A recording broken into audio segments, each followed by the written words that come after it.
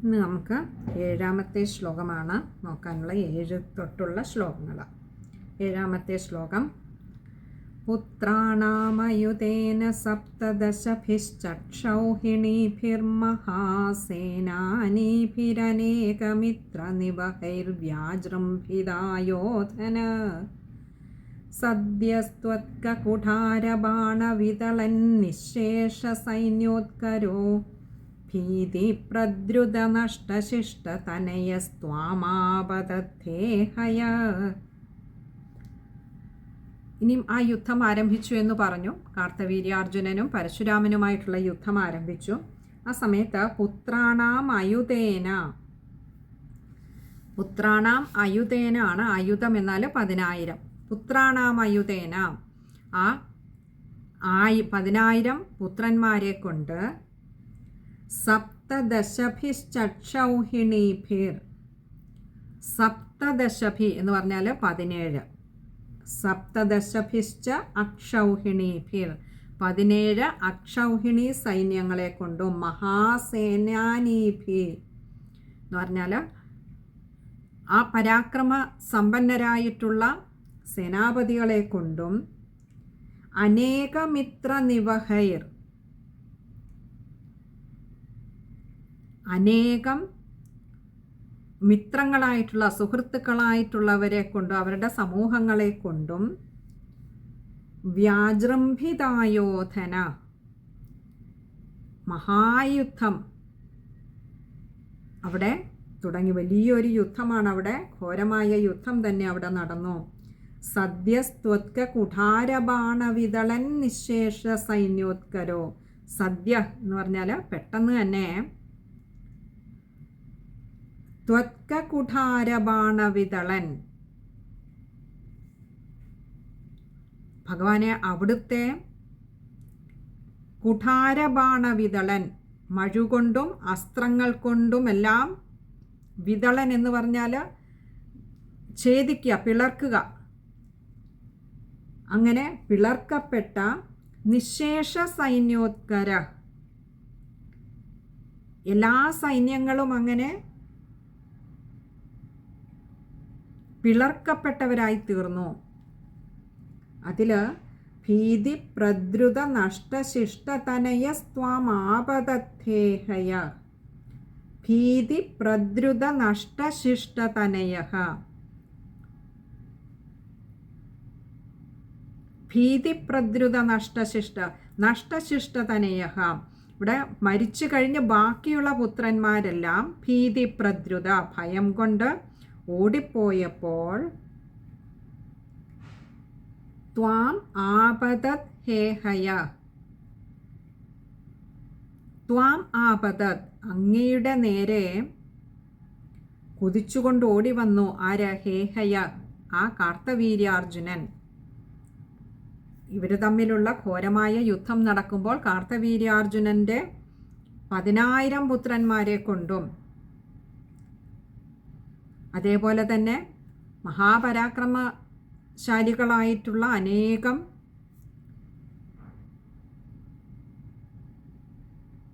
സൈന്യമുണ്ട്, 17 അക്ഷൗഹിണി സൈന്യങ്ങളെ കൊണ്ടുമാണ് ഈ പരശുരാമനോട് ഏറ്റുമുട്ടുന്നത്. പരശുരാമനാകട്ടെ ഇപ്പുറത്ത്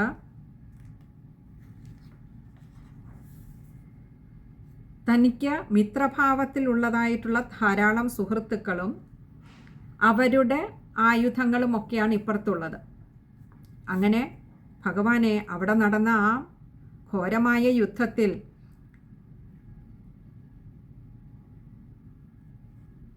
ഈ പരശുരാമന് ശിവഭഗവാന്റെ അനുഗ്രഹം കൊണ്ട് കിട്ടിയിട്ടുള്ള ദിവ്യമായ ആയുധങ്ങളുടെ പ്രയോഗം കൊണ്ട് വളരെ പെട്ടെന്ന് തന്നെ ഇത്രയേറെ അക്ഷൗഹിണികൾ ഉണ്ടായിട്ട് പോലും, 10,000 പുത്രന്മാരുണ്ടായിട്ട് പോലും ധാരാളം പുത്രന്മാർ മരിച്ചു വീണു. ബാക്കി അവശേഷിച്ച പുത്രന്മാരൊക്കെ ആകട്ടെ പേടി കൊണ്ട് അവിടെ നിന്നും യുദ്ധഭൂമിയിൽ നിന്നും ഓടി ഒളിച്ചു എവിടെയോ. സൈന്യങ്ങളെയൊക്കെ ആകട്ടെ അവർ ഛിന്ന ഭിന്നമായിപ്പോയി, ഏതൊക്കെയോ വഴിയിലേക്കൊക്കെ ഓടിപ്പോയി. അവരെയൊക്കെ പിളർക്കുവാനും കഴിഞ്ഞു. ഇങ്ങനെ വന്നപ്പോൾ ആ യുദ്ധഭൂമിയിൽ ഏതാണ്ട് ഒറ്റപ്പെട്ട അവസ്ഥയിലായിരുന്ന കാർത്തവീര്യാർജുനൻ മഹാപരാക്രമിയായിരുന്നു. അതുകൊണ്ട് തന്നെ ആ ക്ഷത്രിയ വീര്യം നഷ്ടപ്പെടാതിരുന്നത് കൊണ്ട് തന്നെ നേരെ അങ്ങയുടെ നേരെ പാഞ്ഞെടുത്തു വന്നു, അല്ലയോ പരശുരാമ ഭഗവാനെ. നമുക്ക് ആ ശ്ലോകം ഒന്നുകൂടി നോക്കാം. പുത്രാണാമയുതേന സപ്തദശഭിശ്ചക്ഷൗഹിണീഭിർമഹാസേനാനീഭിരനേകമിത്രനിവഹൈർ വ്യാജൃംഭിതായോധന സദ്യസ്ത്വത്കകുഠാരബാണവിദളന്നിശേഷസൈന്യോത്കരോ ഭീതിപ്രദ്രുതനഷ്ടശിഷ്ടതനയസ്ത്വാമാപതദ്ധേഹയ. ശ്ലോകം വായിക്കുമ്പോൾ ശ്രദ്ധിക്കേണ്ട കാര്യങ്ങൾ: പുത്രാണാം അയുതേന ആണ് അവിടെ മായ്ക്ക് അകാരം കൊടുത്ത് വായിക്കുക. അതേപോലെ സപ്തദശഭിശ്ചക്ഷൗഹിണീഭിർമഹാസേനാനീഭിരനേകമിത്രനിവഹൈർ വ്യാജൃംഭിതായോധന. കഴിയുന്നതും അത് അത്രയും ചേർത്ത് വായിക്കാൻ നോക്കുക. ഇനി അതിന് കഴിയാത്തവരാണെങ്കിൽ സപ്തദശഭിശ്ചക്ഷൗഹിണീഭിർ അവിടം വരെ ചേർത്ത് വായിക്കുക. അതിനുശേഷം ചെറുതായിട്ടൊന്ന് നിർത്തിക്കൊണ്ട് ശ്വാസം എടുത്തിട്ട് മഹാസേനാനീഭിരനേകമിത്രനിവഹൈർ വ്യാജൃംഭിതായോധന അതത്രയും തന്നെ ചേർത്ത് വായിക്കാൻ നോക്കുക. ഇനി അതിനും പറ്റുന്നില്ല എങ്കിൽ മഹാസേനാനീഭിരനേകമിത്രനിവഹൈ അവിടെ ഒരു വിസർഗം കൊടുത്ത് നിർത്തിയിട്ട് വ്യാജൃംഭിതായോധന അങ്ങനെ എടുക്കാൻ ശ്രമിക്കുക. ഇനി ഇത് വായിക്കുമ്പോൾ അതിനുള്ളിൽ ശ്രദ്ധിക്കേണ്ട മറ്റൊരു കാര്യം, മഹാസേനാനീഭിർ അനേകമിത്രനിവഹയാണ്. അതുകൊണ്ട് തന്നെ രായ്ക്ക് അകാരം കൊടുത്ത് വായിക്കുക. പിന്നെ വ്യാജൃംഭിത ആയോധനാണ് അകാരം നീട്ടിയെടുക്കുക. അടുത്തതിൽ സദ്യസ്ത്വത്ക കുഠാരബാണവിദളൻ നിശേഷ സൈന്യോത്കരോ അവിടം വരെയും ചേർത്ത് വായിക്കാൻ ശ്രമിക്കുക. ഇനി അത്രയും കഴിയുന്നില്ലെങ്കിൽ ബാണവിദളൻ എന്നെടുത്തുകൊണ്ട് നിശേഷ സൈന്യോത്കരോ എന്ന് വായിക്കുക. അടുത്ത പാദത്തിലും അങ്ങനെ തന്നെയാണ്. ഭീതി പ്രദ്രുത നഷ്ടശിഷ്ടതനയസ്ത്വാമാപതദ്ധേഹയ. അവിടെ അതത്രയും ചേർത്ത് വായിക്കാൻ പറ്റുന്നില്ലെങ്കിൽ ഭീതി പ്രദ്രുത നഷ്ടശിഷ്ടതനയ അവിടെ വിസർഗം കൊടുത്ത് നിർത്തി പകുതി ഹകാരത്തിൽ നിർത്തിക്കൊണ്ട് ത്വാമാപതദ്ധേഹയ അത് ചേർത്ത് തന്നെ വായിക്കുക. ത്വാം ആപതതാണ് അവിടെ അകാരം ശ്രദ്ധിക്കുക. അവിടെ പിന്നെ സാ വേണ്ട, സാ ജോയിൻ ചെയ്യാനായിട്ട് വരുന്നതായതുകൊണ്ട് നമ്മൾ പിരിച്ചാണ് വായിക്കുന്നതെങ്കിൽ സാ വേണ്ട അവിടെ. ഇനി അടുത്തത് 8ാമത്തെ ശ്ലോകമാണ്.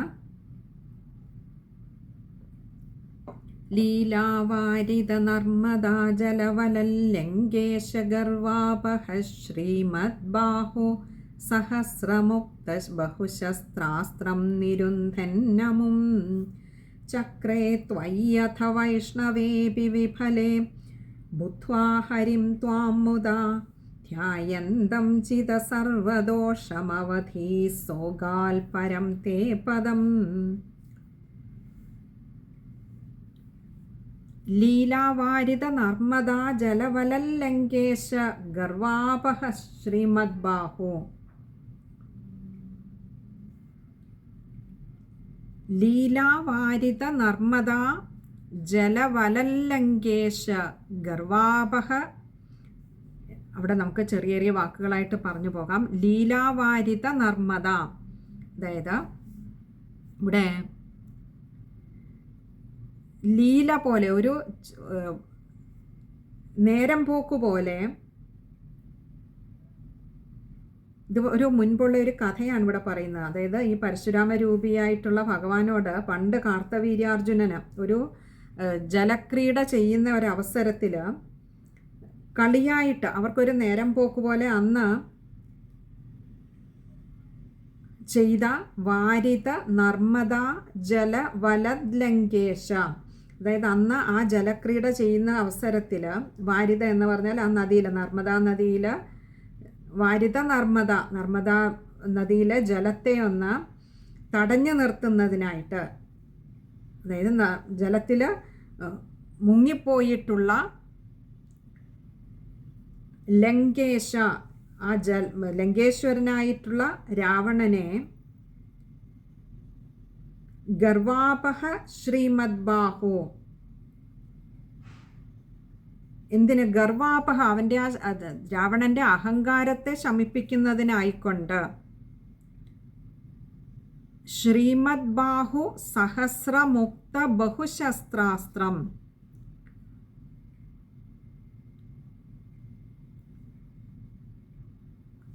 ശ്രീമദ് ബാഹു ഇവിടെ പറയുന്നത്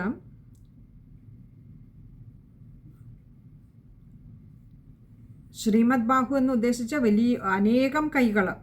സഹസ്രമുക്ത ബഹുശസ്ത്രാസ്ത്രം എന്നാണ് പറഞ്ഞത്. അതായത് ഈ 1000 കൈകളെ കൊണ്ട്, സഹസ്രമുക്ത ബഹുശസ്ത്രാസ്ത്രം, 1000 കൈകളെ കൊണ്ട്, ബഹുശസ്ത്രം അസ്ത്രം, അനേകായിരം ശസ്ത്രങ്ങളും അസ്ത്രങ്ങളും. ഇവിടെ ശസ്ത്രവും അസ്ത്രവും തമ്മിലുള്ള വ്യത്യാസം, ശസ്ത്രം നമ്മൾ കയ്യിൽ പിടിച്ച് യുദ്ധം ചെയ്യാനായിട്ട് ഉപയോഗിക്കുന്ന ആയുധങ്ങളെയാണ് ശസ്ത്രം എന്ന് പറയും. ഇപ്പോൾ വാള് അങ്ങനെയുള്ളതൊക്കെ. അതേസമയം അസ്ത്രം കയ്യിൽ, ഇപ്പം കുന്തമൊക്കെ എറിഞ്ഞ് നമ്മൾ എറിയുന്ന ആയുധമായിട്ട് കൈവിട്ട് കളയുന്നതാണ്. അതുപോലെ അമ്പും വില്ലും അങ്ങനെയുള്ളതൊക്കെ എടുക്കുന്നിടത്ത് അമ്പൊക്കെ കയ്യിൽ നിന്നും പോയി പോകുന്നതാണ്. അപ്പോൾ കയ്യിൽ നിന്നും വിട്ട് പ്രയോഗിക്കുന്ന ആയുധങ്ങളെയാണ് അസ്ത്രം എന്ന് പറയുന്നത്. കയ്യിൽ പിടിച്ചുകൊണ്ട്, ഇപ്പോൾ ഗദ, വാള് ഇതൊക്കെ കയ്യിൽ പിടിച്ചുകൊണ്ട് ഉപയോഗിക്കുന്ന ആയുധങ്ങളാണ്. അവയൊക്കെ ശസ്ത്രം എന്നാണ് പറയുന്നത്. അപ്പോൾ അനേകം കൈകളിലായിട്ട് ആയിരക്കണക്കിന് ആയുധങ്ങളും ശസ്ത്രങ്ങളും അസ്ത്രങ്ങളും ഒക്കെ പ്രയോഗിക്കുന്ന ഇവനെ, അതായത് പണ്ട് നർമ്മദാ നദിയുടെ ജലത്തിൽ ഇങ്ങനെ ഒരു ജലക്രീഡ ചെയ്തുകൊണ്ടിരിക്കുമ്പോൾ അവിടെ രാവണൻ്റെ അഹങ്കാരം തീർക്കാനായിട്ട് ആ രാവണനെ നർമ്മദാ നദിയിലെ ജലത്തെ അങ്ങോട്ടൊന്ന് തടഞ്ഞു നിർത്തിയിട്ട് അവിടെ ഈ രാവണൻ അങ്ങനെ മുങ്ങിപ്പൊങ്ങി നിന്നിട്ട് ഒടുവിൽ ആ ലങ്കേശ്വരനായിട്ടുള്ള രാവണനെ ബന്ധിച്ച് തൻ്റെ കാരാഗ്രഹത്തിൽ കൊണ്ടിട്ടിട്ട് അവൻ്റെ അഹങ്കാരത്തിന് ശമനം വരുത്തിയ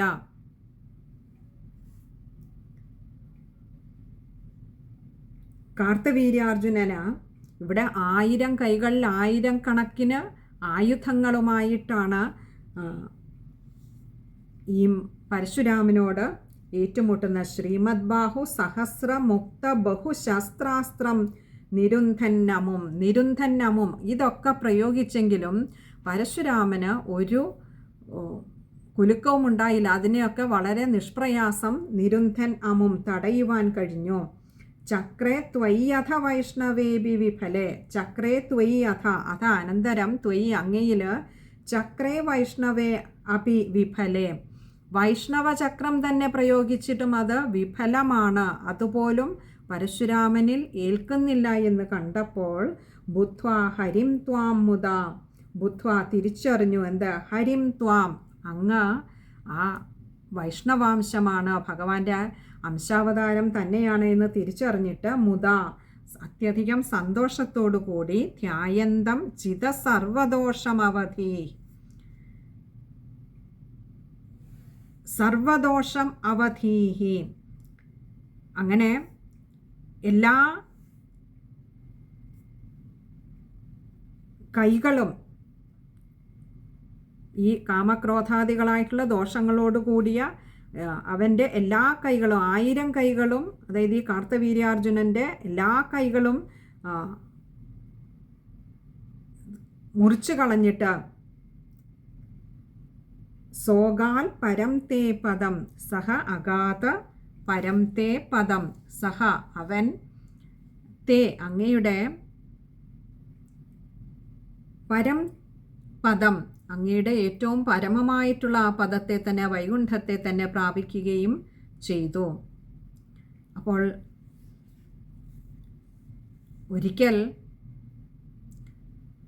നർമ്മദാ നദി തീരത്ത് വെച്ച് കാർത്തവീര്യാർജുനനോട് സാക്ഷാൽ ലങ്കേശ്വരനായിട്ടുള്ള രാവണൻ തന്നെ തോറ്റുപോയതാണ്. രാവണനെ ബന്ധിച്ച് തൻ്റെ കാരാഗ്രഹത്തിൽ കൊണ്ടിട്ടവനാണ് കാർത്തവീര്യാർജുനൻ. അതായത് മഹാപരാക്രമിയാണെന്ന് പറയുകയാണ്. അങ്ങനെയുള്ള കാർത്തവീര്യാർജുനൻ തൻ്റെ അനേകം കൈകളിൽ അനേകം തരത്തിലുള്ള ആയുധങ്ങളുമായിട്ട് ആയിരക്കണക്കിന് ശസ്ത്രങ്ങളും അസ്ത്രങ്ങളും പ്രയോഗിച്ചുകൊണ്ട് ഈ പരശുരാമനെ നേരിടാൻ വന്നപ്പോൾ പരശുരാമൻ പരമശിവനാൽ അനുഗ്രഹീതമായി കിട്ടിയ തേരുകളുണ്ട്, കുതിരകളുണ്ട്, തേരാളികളുണ്ട്, തൻ്റെ മൈത്രിഭാവത്തിലുള്ള ധാരാളം സുഹൃത്തുക്കളുണ്ട്, അവരുടെ ആയുധങ്ങളും അവരുടെ സഹകരണവുമുണ്ട്. തന്നെയല്ല, താൻ സ്വയം ആ വൈഷ്ണവാംശമാണ്. അതുകൊണ്ട് തന്നെ കാർത്തവീര്യാർജുനൻ്റെ അസ്ത്രശസ്ത്രങ്ങളെയൊക്കെ നിഷ്പ്രയാസം തടയുവാൻ പരശുരാമനായി. അങ്ങനെ ഒടുവിൽ വൈഷ്ണവചക്രം തന്നെ അങ്ങോട്ട് കാർത്തവീര്യാർജുനൻ പരശുരാമൻ്റെ നേരെ തൊടുത്തുവിട്ടപ്പോൾ അതും ഫലിക്കുന്നില്ല എന്ന് കണ്ടപ്പോൾ കാർത്തവീര്യാർജുനൻ ഉറപ്പിച്ചു, ഇത് വൈഷ്ണവാംശം തന്നെയാണ്. അങ്ങനെ അനന്തരം അത് തിരിച്ചറിഞ്ഞ കാർത്തവീര്യാർജുനൻ അത് കഴിഞ്ഞപ്പോൾ ഭഗവാനെ അവിടുന്ന് പരശുരാമനായി അവതരിച്ച് അവിടുന്ന് ഭഗവാനെ കാമക്രോധാദികളായിട്ടുള്ള എല്ലാ ദോഷങ്ങളോടും കൂടി അവൻ്റെ ആ 1000 കൈകളും വെട്ടിയിട്ട് അവിടുത്തെ ആ പരമപദത്തെ തന്നെ പ്രാപിപ്പിച്ചുവല്ലോ, മോക്ഷത്തെ നൽകിയല്ലോ എന്ന് പറയുകയാണ്. നമുക്ക് ആ ശ്ലോകം ഒന്നുകൂടി നോക്കാം. ലീലാവാരിത നർമ്മദാ ജലവലല്ലങ്കേശ ഗർവാപഹ ശ്രീമദ്ബാഹു സഹസ്രമുക്ത ബഹുശസ്ത്രാസ്ത്രം നിരുന്ധന്നമും ചക്രേ ത്വയ്യഥ വൈഷ്ണവേപി വിഫലേ ബുദ്ധ്വാ ഹരിം ത്വാം മുദാ ധ്യായന്തം ചിദ സർവദോഷമവധീർ സോഗാൽ പരം തേ പദം. ശ്ലോകം വായിക്കുമ്പോൾ ശ്രദ്ധിക്കേണ്ട കാര്യങ്ങൾ നമ്മൾ പറഞ്ഞു. ആദ്യത്തെ 2-3 വരികൾ തന്നെ ചേർത്ത് വായിക്കേണ്ടതാണ്. ലീലാവാരിത നർമ്മദാ ജലവലല്ലങ്കേശ ഗർവാപഹ ശ്രീമദ് ബാഹു, അവിടം വരേക്കും ചേർത്ത് വായിക്കേണ്ടതാണ്. അവിടെ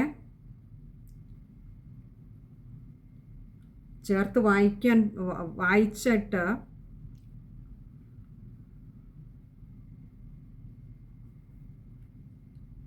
അടുത്തത് വരുന്നിടത്തും സഹസ്രമുക്ത ബഹുശസ്ത്രാസ്ത്രം അതും ചേർത്ത് വായിക്കേണ്ടതാണ്.